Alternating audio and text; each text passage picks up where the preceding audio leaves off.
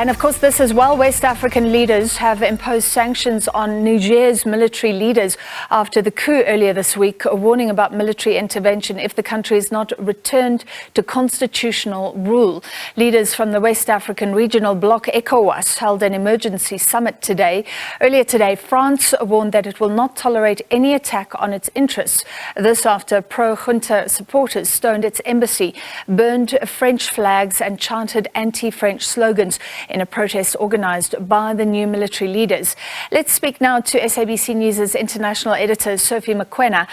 Sophie, thank you for being with us on the line. Do you think ECOWAS will be able to put pressure on the military to reconsider the coup in Niger? It is going to be difficult for ECOWAS to do that. They will have to get support of the Western powers, countries such as France. You know, France has got interest in the Sahel region. The same with the United States of America with those military bases there. And I think if the Western powers don't support ECOWAS, I don't think they will win. It was a similar situation when there was a coup in Mali. The same happened when there was a coup in Burkina Faso, including countries such as CAR and others.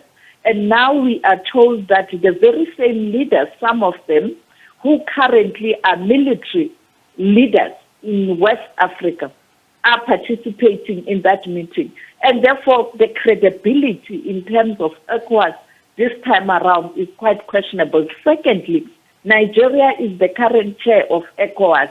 And you know that in Nigeria, after elections, many Nigerians were not happy with the outcome of the results.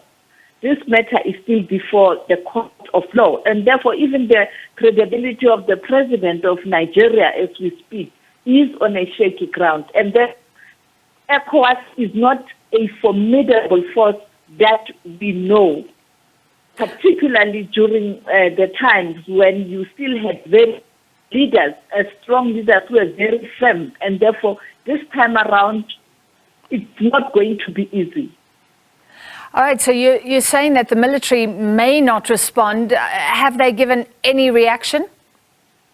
They have reacted, and that is why when they got information that ECOWAS was going to take these steps, including threatening them that if they don't release the president, and secondly, if they don't return the power to the president, they are going to be attacked, and therefore, or the ECOWAS will take decisive action. And with information that they are going to send their military or ECOWAS contingent in that country, it led to the coup organizers or leaders mobilizing people in Niger, and that's why the streets in the capital city were full, and people chanting slogans, announcing France and also ECOWAS, and they were also saying thank you to Russia, Mali, and Burkina Faso. So you can see it is this wave of